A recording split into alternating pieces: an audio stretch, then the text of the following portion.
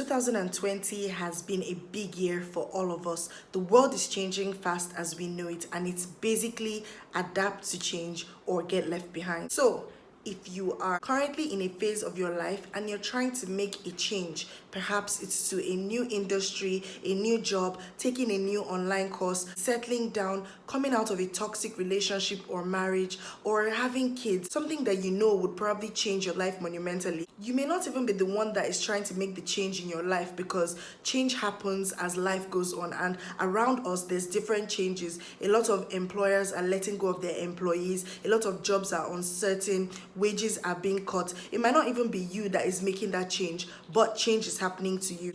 Then you're at the right place, because today we're going to be reviewing the amazing and profound but tiny incy-wincy book called Who Moved My Cheese, written by Dr. Spencer Johnson. This book is so timely in light of everything that is going on in the world right now, all the changes that are happening, the ones that you can control and cannot control.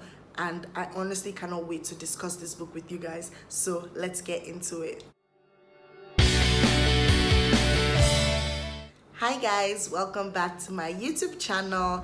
And if you're just joining me for the first time, my name is Rachel. I'm a lawyer, a blogger, a mental health advocate, and of course, I'm a proud bookaholic and booktuber. In other words, I love books a lot and I love to talk about them on my YouTube channel. So if you know you haven't done so and that subscribe button is still showing red, then kindly click it. So today I am so excited to be reviewing this little book that I read in under 1 hour. Like, you guys, I don't even know how to get my excitement across at this book. Maybe because the book is so timely in that the world is changing and a lot of things are going on right now with the coronavirus pandemic and working from home, and I just learned so many valuable lessons. Guys, this book is literally 39 pages only. In other words, if you sit down and read this book for an hour, you're good to go. This book has been out since when, and I'm just stumbling on it, and I don't even understand why I'm just getting to it, but hey,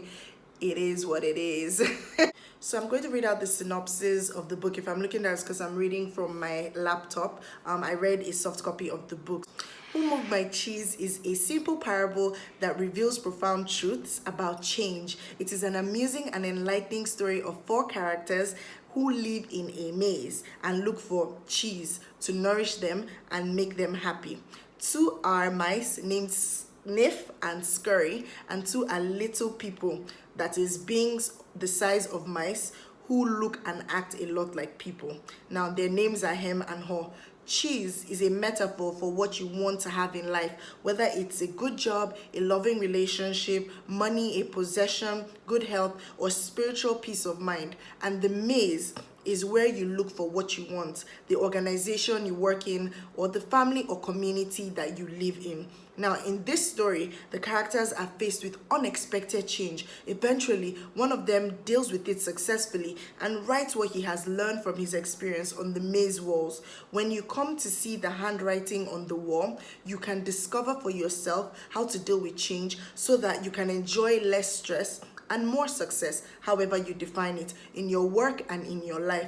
Written for all ages, this story takes less than an hour to read, but its unique insights last for a lifetime. The book was actually written in 1998 by an American physician and author, Dr. Spencer Johnson. He's late now.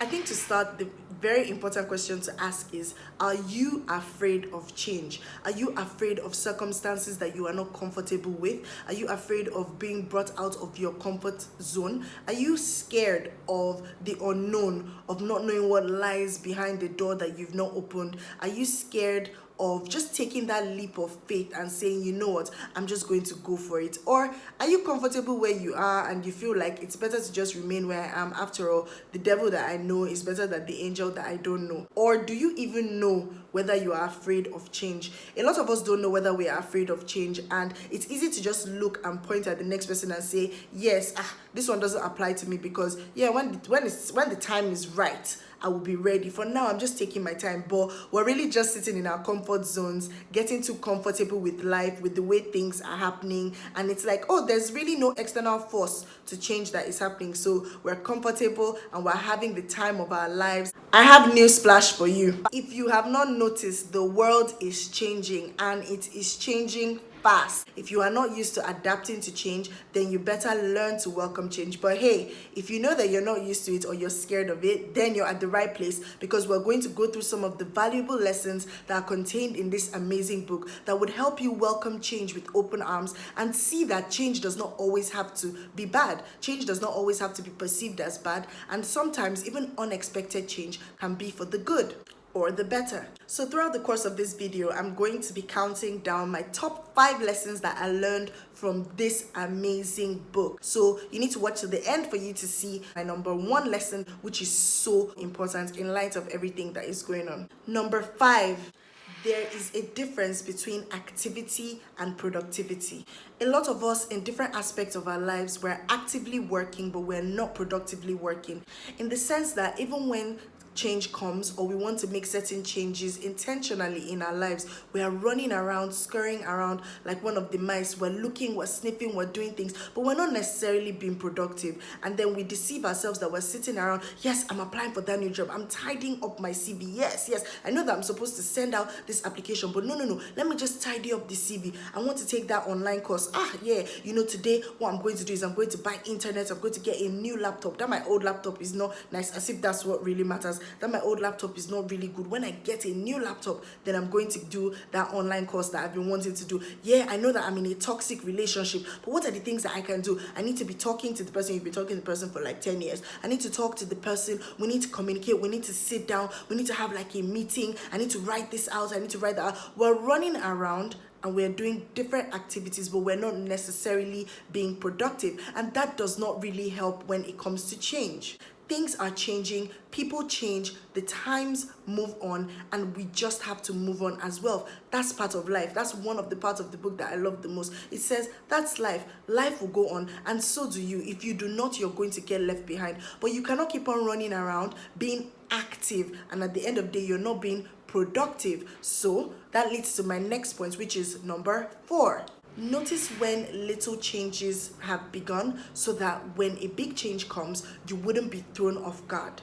Now, this is very, very important. As much as you're being active, as much as you're trying to be productive, even in your daily lives, you have to watch out for the changes. You cannot just sit down and just be too comfortable. Even at your job, even in your relationships, nobody can just sit down and say, yes, I've arrived, and so I cannot keep on working harder to be more productive, to see when things will come up. In your organizations, probably you've been working from the office, now we're working from home. A lot of people may have resumed and are going back to work, but then the majority of us are working from home. There's a huge reliance on technology. A lot of staff are no longer needed because the roles that we thought were important are not being needed anymore. Now, if we were paying close attention to the changes, whether it's in reliance in technology or if it's in the changes that are happening in our organizations, then we would better be prepared when we realize that, this organization is probably laying people off, or this organization does not need this particular talent or skill that I present. So you may be presenting a particular skill or adding a particular value to an organization, and then the times change and you're no longer needed. Now, if you're paying attention to little changes that are happening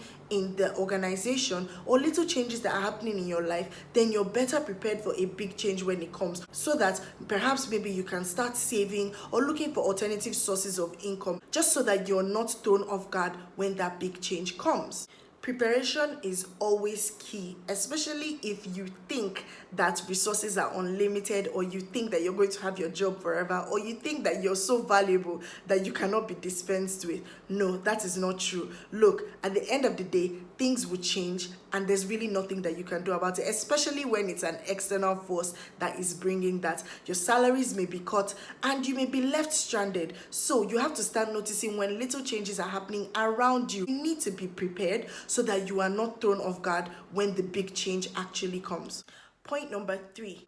who you associate with and tell your dreams to, as well as your plans for change, really, really matters. I was so mind blown when I was reading this book and I saw that, okay, so two of the characters, right, were mice. And what happened was there was a big change in what was going on at the time in terms of cheese that was being produced and the availability of cheese. Now, one of the mice was so okay with the fact that, this cheese is going to be here forever, so we're good, we're set up, because it was a big supply and it looked like it would last them for a long time. But then as time went on, other people were having out of cheese. In fact, they didn't even know how, they just lost track of time, they lost track of the reality in life that things change, and what was probably available before might not be available again. So they relaxed. In fact, they hung up their work clothes, the things that they would typically use to make themselves employable, they just got rid of it and they're like, we're balancing here. Now, time goes on and things change. One of the mice says, let's go out and go and look for more cheese. I bet that if we go back into the maze, we might find something. And there was one mouse. I knew I was going to make that mistake. There was one mouse who said, no, I'm not going anywhere. Why should we go? Let's just wait. Maybe we'll see. Things will get better. Things will get better. And a lot of us fall into that trap of things will get better. Let's just wait. It is well. Let's see. Let's see. Let's see. And time is going by. A lot of other people have adapted to change. They've moved on. They've found better opportunities. They've seen what was perceived as a setback as a way to come back. And then you're just sitting down there saying, no, it will get better. I have hope. You need to be able to be realistic to see when things are going awry, when change is happening for the better, and when it's not happening for the better, when change is happening at all. Now, one of the mouse says, I'm not going to move from here. I'm going to be optimistic, in quotes, some type of way, and I'm just going to keep on hoping for the best.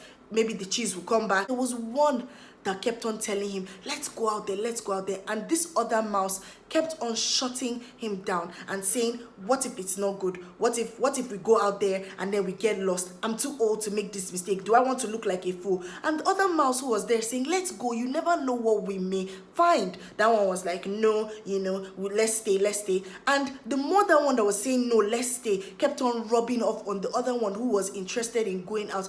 That one too was now consumed with fear and said, it's true. You never know what I may actually find out there. Maybe this guy actually has a point. And he kept on wrestling with himself and the point of the negative mouse who already supposedly saw the future and knew that things were not going to work out. And it's very important to make sure that you associate yourself with people who are forward thinkers, with people who are ready to make a change. Fine, it may take them a while, but they're not people who are going to like shut down your dreams, who are going to say, you want to move into this industry, this is a different territory. These are people who are ready to open their minds to the new things that change may bring. Because the truth about it is that who you discuss your dreams with really, really matters. Because one day you're pumped and you're saying, yes, I can do it. And then you open your mouth and you share it with somebody who shuts you down. And my dear, you go back to your room and think, it's true. What am I even thinking about? Like, is this even really what matters? Let me just stay content with what I've had going on. After all, 50K is better than nothing now. At least I've known how to manage this 50K all the while. But then you never really know what may come about if you actually opened up your mind. So be careful of how you share your intentions to change. When external change comes as a result of things that are happening, change that you don't have control over, you also need to be careful with who you associate with at that time. Because legit, some people can tell you, remain in that situation, don't worry, it will get better, keep praying, keep hoping. If you were fasting 30 days, fast 60 days, and things are happening, people are moving on. You need to be very careful of that because it's very important. At the end of the day, that's something that could wreck you. Eventually, that mouse decided to go out on his own, even though that other mouse kept on discouraging him. The mouse decided, you know what, I'm getting discouraged, but I'm going to go on. But it's not everybody that has that opportunity to actually decide, I'm going to go. So people listen a lot to the company that is around them, and that informs some of the decisions. Those decisions could ultimately ruin you. And that leads me to my number 2. Pay attention to the positive what ifs more than the negative what ifs. Now, what do I mean by that? There are going to be a lot of what ifs that are being thrown up in the sky. A lot of friends giving their unsolicited opinions. You, in the comfort of your room, you're also going to be thinking, what if this doesn't work? What if it works? What if I go out there and I fail? What if I fall flat on my face? What about if I actually take this course and I learn something new? What about if this money is not wasted? What about if this employment opportunity or this entrepreneurship decision that I want to make can actually be better for the business? There's going to be so many what ifs, what ifs, what ifs, what ifs. Now, pay attention to the positive what ifs, because at the end of the day, that is really what matters. Now, I'm not saying don't be realistic and say, oh, there's nothing that could happen, this is going to go all right. Be prepared for failure, because that is what a growth mindset has. Now, the mouse who decided to go out into the maze after the change had happened, he knew that there was a possibility that he could fail, that he wouldn't find more cheese, and he was scared. There's always that fear of those people who tell you, better not go, you don't know what is out there. You're scared that you're going to go back to them and say, it's true, you were right, sorry, I was just being too adventurous. But that's really not what matters at the end of the day. When change is happening, or you want to make that change, you want to step out of that toxic friendship, that toxic relationship, that toxic environment, you want to leave all of that behind. You're scared of what is new. You're thinking, what if I go to a new environment and I don't fit in? What if I don't make new friends? What if this relationship is the best that I could possibly get? What if I don't get anyone that is better? What if I don't get a man or a woman that is exactly like this person? That's my job. They gave healthcare or they gave insurance. What if I don't find one that is better? There's always going to be so many. But you need to pay more attention to the positive what ifs than the negative what ifs, because like I said before, that is what truly matters. So be realistic, have a growth mindset, be ready that you may fail the first couple of times, but what is most important is the bounce back and the willingness to try. Things change and they are never the same, and that's a part of life. A lot of us are scared of change, or we don't even know that we're scared of change because we struggle with it. We genuinely cannot understand why we have to move on from one phase to the other. A lot of us are legit satisfied with remaining in the same place, the same situation, miserable situation, whatever that means. Whatever it is, we're content with staying there as long as it is what we've known. We have made our comfort zone our homes and we are ready to, in fact, die there. But the truth about it is that we need to catch up with reality of life. That is a big lesson. Things change, and that is a part of life. And when things change, they never remain the same again. After this pandemic is over, a lot of things are going to change about life. How we do business, how we engage. A lot of people are going to be hesitant before they hug each other. Before, we could easily hug people, jump on them, scream, laugh, kiss people, handshakes everywhere. But now people are still going to be hesitant. It's going to take a while for us to get over that. So we need to get with the program. It may not be easy, and there are steps that you can take.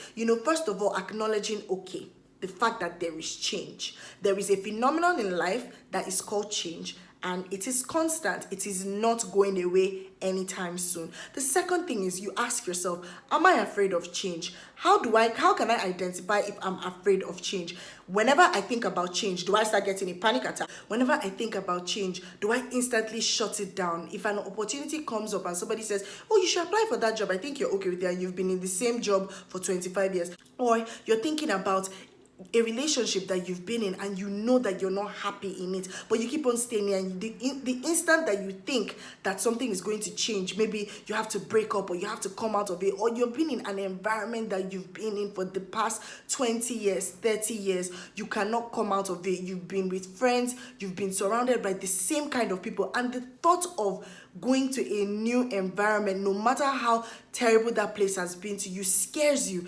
Then you're probably scared of change. And it's okay. It's normal for a lot of us to be scared of change. We are naturally people that are just used to what we are used to. But when you ask yourself these things, you need to be honest with yourself. Am I scared of change? Change is here to stay. Change is not going anywhere. As humanity continues to grow, we're going to keep on evolving. Life moves on, and so should we. When things happen, we get with the program in a timely manner. We don't sit down and we're saying, oh, maybe I should. And that's what one of the mouse did. Now I said one of the mouse instead of one of the mice. That was what one of the mice did. That one sat down for too long. He eventually went along with the change and was able to go out to find new frontiers, to find more cheese. But he wasted so long. And that time wasting actually has its own consequences. So knowing that change is a part of life and accepting that as a reality is something that will ultimately help us, so that when little changes are happening and a big change is about to happen, we're like, oh, that's part of life. I already knew that this was going to happen. My number one lesson which I learned, that I think that is so important to us as human beings to remember, is your fears are just that. What you are afraid of is never as bad as you imagine. A lot of us, when we are about to make a big change, if it's in jobs, relationship, careers, school, life, whatever the case may be, no matter how little, even if it's changing the colors of our bed sheets or something so seemingly insignificant, or even shopping at a different supermarket, it's not as bad as we think. We always exaggerate fears in our head, and whenever we pay attention to the negative what ifs, it exaggerates times 10 in our head. We are so scared, we are clammed up, we're having anxiety attacks, we're panicking, we're wondering, hey, what if this thing does happen? Oh, it's over, I'm finished, oh, I'm finished. They've laid me off my job, it's the end, there's no hope, there's no way. Hey, this is what I've always known. Where do I start from? Everybody always asks, where do I start from? Where do I start from? What do I do? You start from somewhere and you pick yourself back together again and you say, yes, I've come to terms with reality that there is change, and this change has happened to me, or I've had to make this change. I've had to let go of that relationship. I've had to let go of that friendship. I've had to remove myself from that toxic environment. I've had to move on from this job that was not in line with what I've really wanted to do in life. But I'm going to pay attention to the positives. We should not let the crazy, raging, scary thoughts that threaten to drown us every single time we're about to make a decision, or every single time that change happens to us, to scare us away. The truth is, change may not always be for the bad. Whenever we hear the word change, sometimes we think, it's for the bad, but it could actually be for the good. There is always something new and better out there, but you are only rewarded with it when you go out and get it. You need to move past your fears in order to get what you really want. So remember, what you are afraid of is never as bad as what you imagine. The fear you build up in your mind is worse than the situation that actually exists. I will repeat that again. What you are afraid of is never as bad as what you imagine. The fear you build up in your mind is worse than the situation that actually exists. So don't be afraid of change. Don't be afraid to try new things. Don't be afraid to start all over again. You're never too old. It's never too late. Do what you need to do to make those moves. Get rid of your fear of change, because the truth about it is that change would happen whether or not you like it. Every single day we're getting older and we cannot control it as much as we want to. Get rid of that fear that holds you back, that fear that paralyzes you, that makes you feel like it's too late, that makes you feel like you're not good enough, that makes you feel like you don't know what you're doing, that makes you feel like it's over, it's done, you're finished. Where do I start from? You're running around, you don't know what to do, you're in a state of confusion. You need to get rid of that fear, because that is the number one step to actually being able to do something better for yourself. So after all of these things that I've said, what did I think about this book in terms of rating? Definitely, without even thinking or talking too much about it, I think that this book deserves an outstanding 9.8 over 10. As I said earlier, it's a short book, 39 pages. You can check your local bookstore to get the book. I was able to read a soft copy of the book. If you want, you can reach out to me on social media or in my email to see how you can get a copy of the book. But you must be subscribing to my YouTube channel first before I give you. So that's that's what it is. I really enjoyed this book because of the time in which I read it.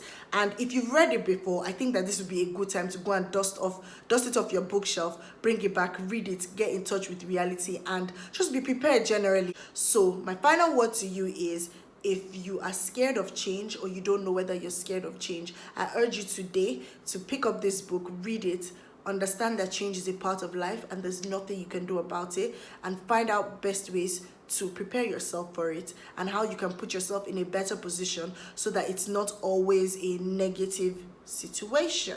Thank you so much, you guys, for watching this video. I love talking about this because I learned so much. I hope you've subscribed. I will see you in my next video. Bye.